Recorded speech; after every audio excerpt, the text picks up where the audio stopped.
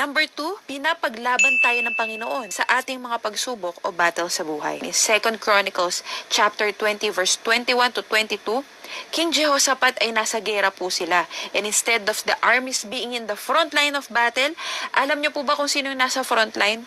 Musicians at singers. After po nilang purihin si Jesus, tinalo ng Panginoon ang mga kalaban nila sa gera. O tatanungin ko po kayo, meron po ba kayong problema sa relasyon, sakit, pamilya, kahirapan, kung ano man po yung problema na yan? Alam niyo po ba, si Lord pwede kang ipaglaban sa mga pagsubok na yan kapag po tayo ay nag-worship. Number 3, it renews your heart and refreshes your strength. Gumising ka na ba na pagod? Alam niyo po ba na ang pag-worship kay Lord ay nagbibigay sa atin ng panibagong lakas at sigla? Alam niyo po, while we worship God, He refreshes us with His living water, bread of life, breath of His Spirit, healing and deliverance. Yung mga kaibigan ko po, isa po dyan si Lester, medyo na-depress po siya the other day. He and his